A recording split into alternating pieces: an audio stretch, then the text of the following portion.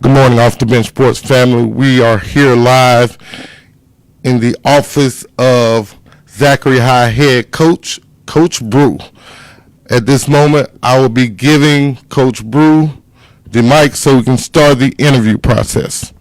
Good morning, Coach. How are you? I'm doing great this morning. Thank you for being here. We appreciate it. No doubt, man. Thank you for having me, man. Absolutely. Thank you for treating me like family. Absolutely. Awesome. So let's get started. Go ahead and give the Off the Bench Sports family a little bow on Coach Brew. Yep. First of all, thank you for being here. We really appreciate it. I'm a native of Baton Rouge, very proud graduate of Catholic High School, 1992.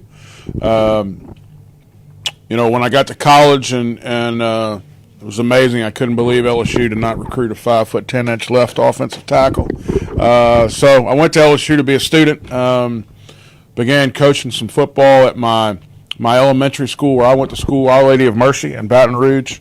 Fell in love with coaching. Fell in love with being around kids on the football field. And was hired as the head freshman coach at Catholic. So I did that for a couple years, and then I graduated from college. And Coach Sid Edwards hired me as his offensive line coach at Redemptorist High School. So I spent 7 years at Redemptorist. We were lucky enough to win 2 state championships there in 02 and 03.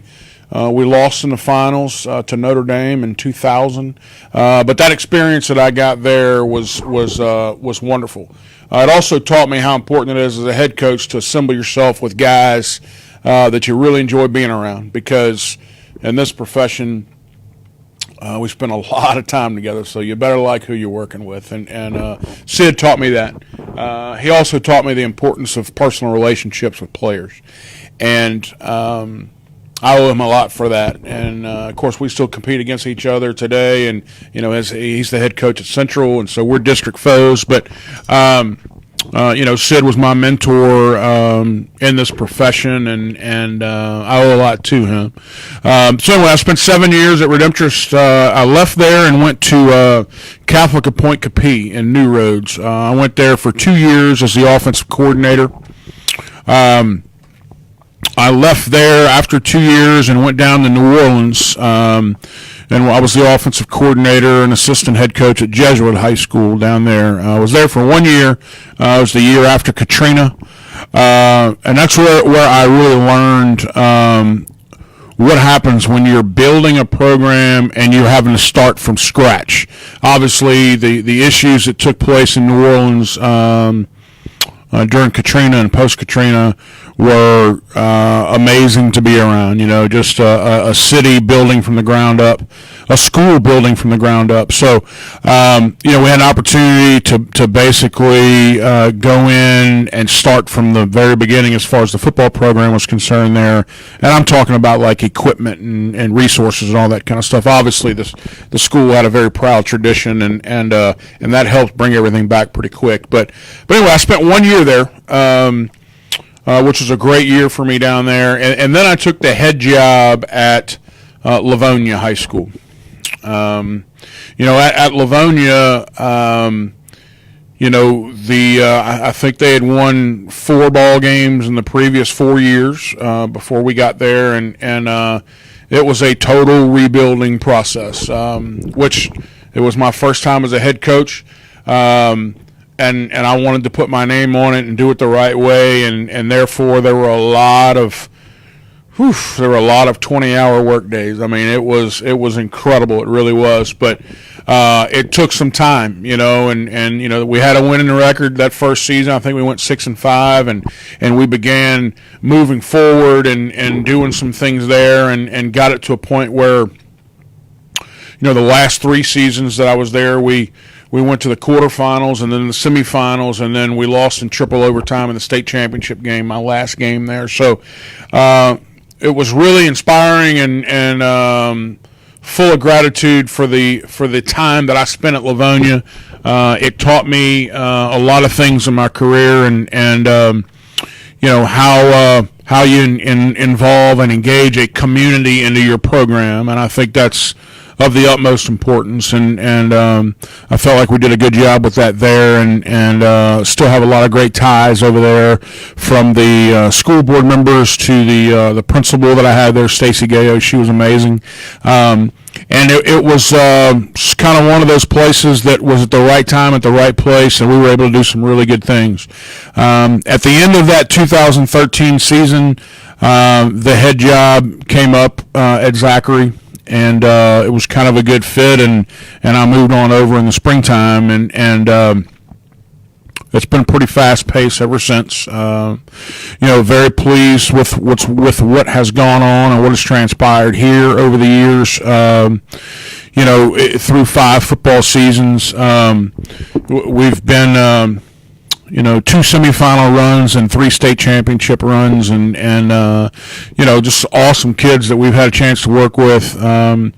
The staff that I have is a great group of guys, very experienced guys, and I think that Zachary as a whole is a place that wants to be great at everything that they do. 14 years straight as the number 1 school system in the state of Louisiana. So it starts and ends with our academics. There's no doubt about it. But I think that the athletic department and people that are in charge of the arts around here, we're trying to make sure that all 3 of those phases that we're really good, and we put a lot of resources into that. And I think that anytime that you're trying to be successful, you have to have support from everybody, and we have great support from our administration and our school board and also our community. So it's a great place to be right now. That's awesome, man, and that's a great career chain that you built. 2013, first year here, you get a bright-eyed, bushy-tailed kid, full of fire and energy, happens to play the position of quarterback. Right. How was it coaching Lindsey Scott Jr.? Yeah. It was incredible. Lindsey, when we got the job here, it was going to be before his junior season. So we go through our first spring practice, and we come back into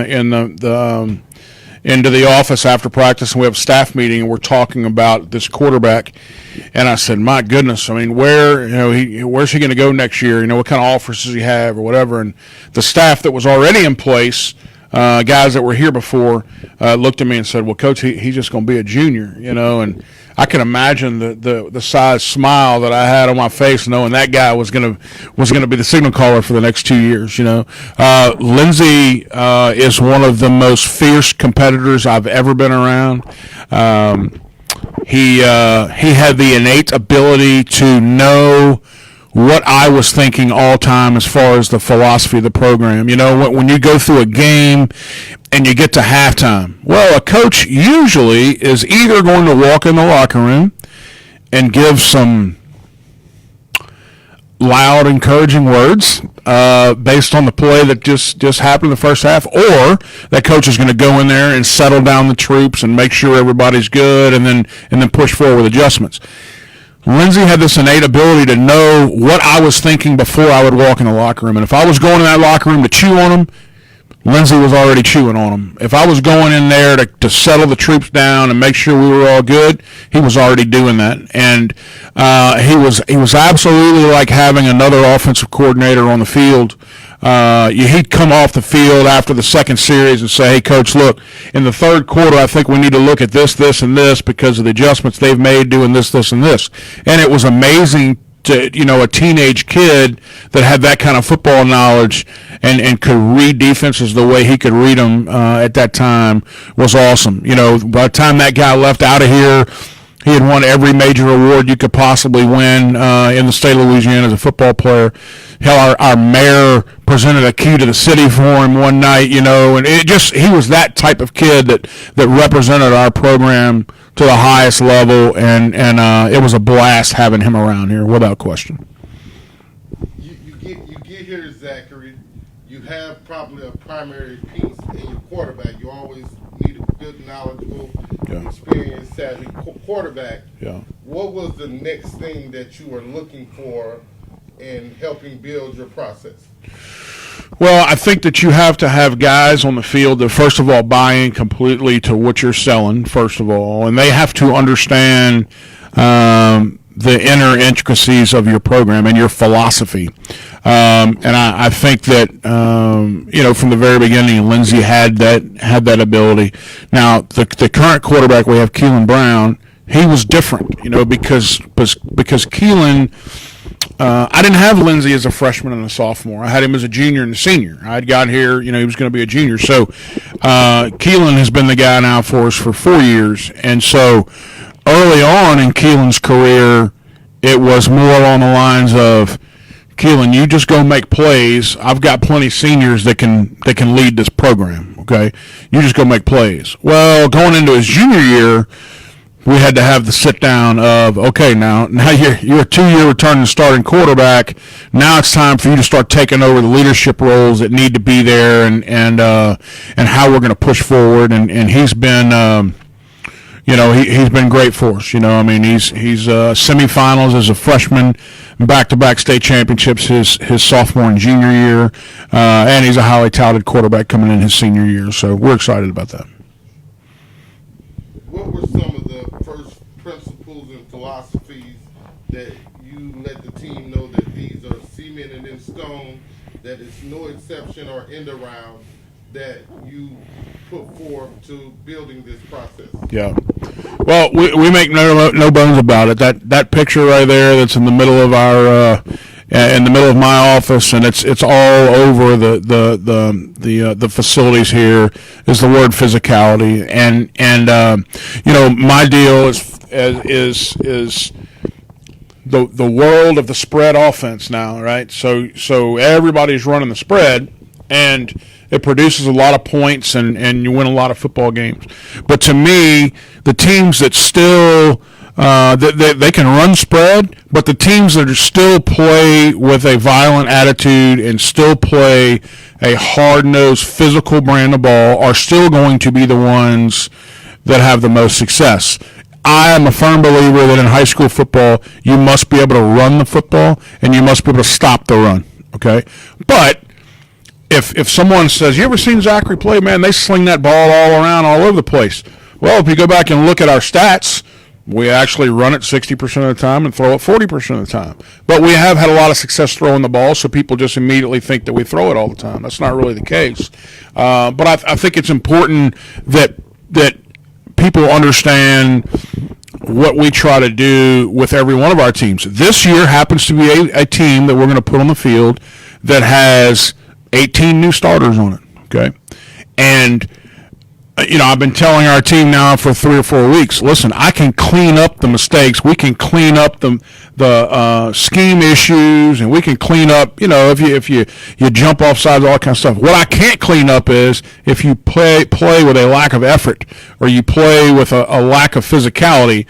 Well, I can't help you if that's the case, all right? You're not going to play a whole bunch for me if that's the case, all right? You got to get out there and play the game with a physical nature, and that's what this sport has been about for a long, long time. And even though they're getting away from it with all the rule changes and everything that's going with it, it still doesn't change the fact of how you play the game, and that's what we want our guys to do every week. Most people come in and they talk about culture, building a culture, changing the culture of schools and programs, even sometimes though that program may have had some success, but in relation to championship success. Yeah. Primary culture advice. Yeah. Identify what your philosophies are, first of all. Get people around you that buy into that same thing.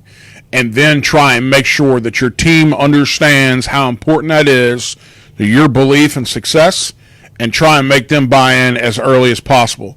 I was very lucky when I took this job in the fact that the senior class bought in immediately to what I was selling. Because sometimes when a coach comes in and is selling something maybe that's different than what they're used to, it takes a couple years for that senior class to kind of filter out and the next one to come in, and hopefully the next one's ready to go. I didn't have to deal with that when we got here. The seniors that were here, or that were going to be seniors when I got here, they bought in almost immediately. So it made the first year transition really good, and they were really talented. So we were able to experience a lot of success together right off the bat. But I think for any young coaches out there that aspire to be head coaches, you got to identify what your philosophies are and what your morals are, and make sure that kind of spreads out throughout your program as early as possible. Winning 3 out of 5 championships, that is often sometimes unheard of. You know, you have John Curtis, and Carr has been pretty high on the food chain. Catholic Baton Rouge is another team that has been pretty high on the food chain. Also, we cannot forget University High and or Parkview Baptist. Mm-hmm. Is it not per se a competition in competing or keeping up with them, but how far does the dynasty go that you're building here at Zachary? Right. I think if you focus on how many more you're going to win, you lose sight of what your original philosophy was from the very beginning, and that is the way we play the game. And we think that the way we play the game lends to winning games, and so that's what we actually talk about. I mean, the end result is important, don't get me wrong, there's no question. But the process by which it happens and the journey by which it happens, to me, that's the most important thing and the most fun, and the reason that we do what we do. You know, in our off season, we talk about training for 15 weeks. We don't talk about training for 10-week football season. We talk about training for 15 weeks. And so our off season is built around that, and the way that we do things is to prepare ourselves for that. If we don't make those 15 weeks, well, then something happened and we just didn't make it. But that's not going to be that we weren't prepared for that.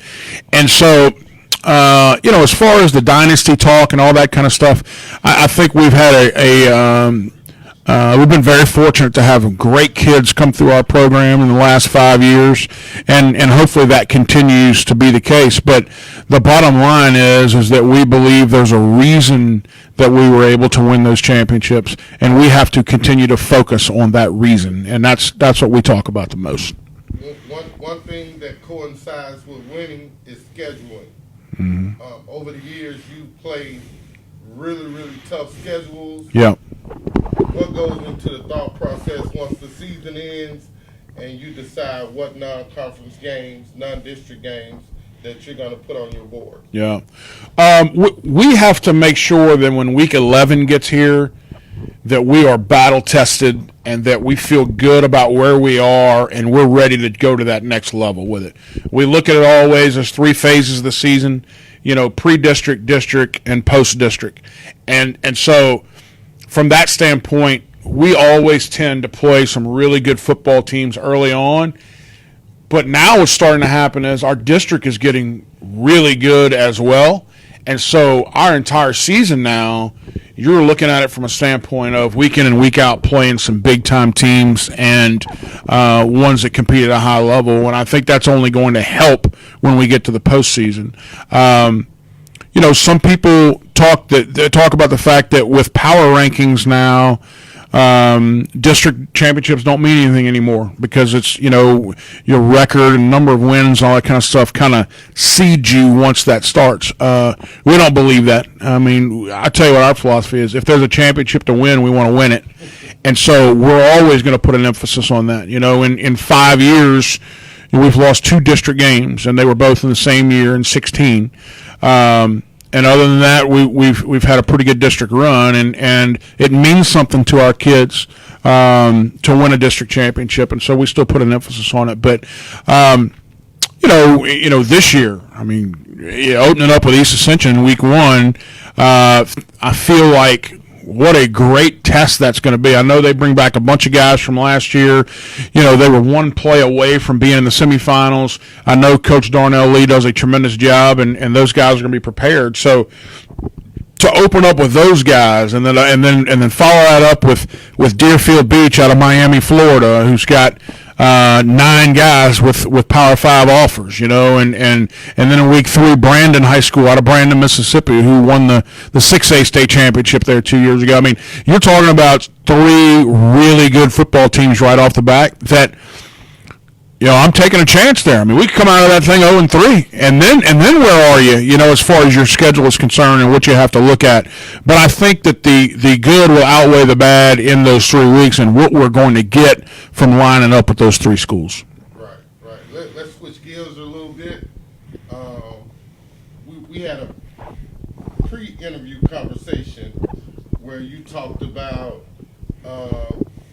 not getting the start when you wanted to get your start. Yeah. How did that affect you as a coach once you got your start? Yeah.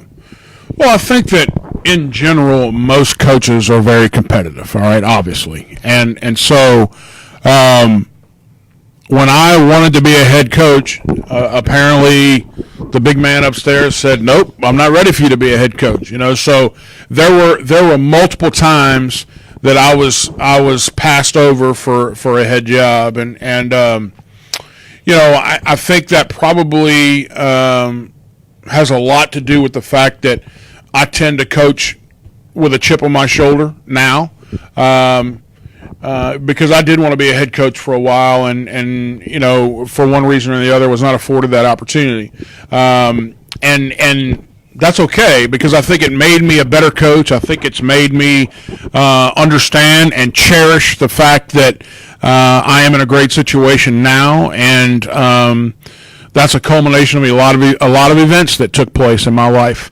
But I think that also, when you kind of multiply how competitive I am, plus with that chip on my shoulder, I think people see that, my kids, our assistant coaches, everyone tells me I kind of turn into a different human come game time, and that's the competitor inside of me, I guess. But I'm very thankful for the path that I've taken, because I think that every stop on that journey did something different for me as a coach, whether it was an X's and O's adjustment that was made there, or whether it was a philosophy of dealing with kids, or a philosophy with dealing with administration and faculty and everything else. So I think I was able to gain a lot of things from those stops that I made, and it's turned out pretty well for where I am now. As a coach, again, as you said, winning is always important. If you're not winning, you're not competing. Right. Why coach? Right. You were young once. Right. As a coach, young man, what advice would you offer to a guy who started out as an offensive lineman? Yep. And found a passion and love for coaching in his heart? Yeah. What's your advice to that? Yeah. My advice to people, the younger coaches right now coming out, is try and never forget why you got into this at the beginning. Sometimes as a young coach, you're a title seeker. You're looking for to be a coordinator, or you're looking to be a head coach, or you're looking to be in charge of this, or whatever. And sometimes you do that without stopping to smell the roses and really absorbing and learning as much as you can possibly learn along the way before you reach those goals. Thankfully, we've had a lot of success here, and so naturally I've been asked, by several different people, hey, what are your career goals? What do you want to do long term? Do you want to be a college football coach at some point?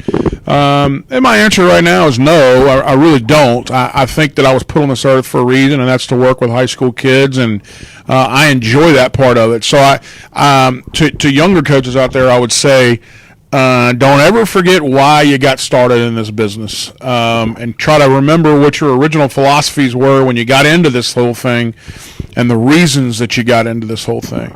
I would venture to say that a lot of people got into this profession because there was men in their life who had a profound impact on them that were coaches. I know that's why I got in this profession, and so don't forget that, your time's going to come to be whatever you want to be. You keep your nose down and you grind and you work hard and you try and learn as much as you can from more experienced guys. But the biggest thing is these kids and understand the greatest piece of advice I ever got was this. Good coaches know how to get players to do the right things in order to win games. Great coaches are the ones that also understand that every kid has a different story, and you better know what their story is so that you can connect with them on a personal level before you connect with them on a coach-player level.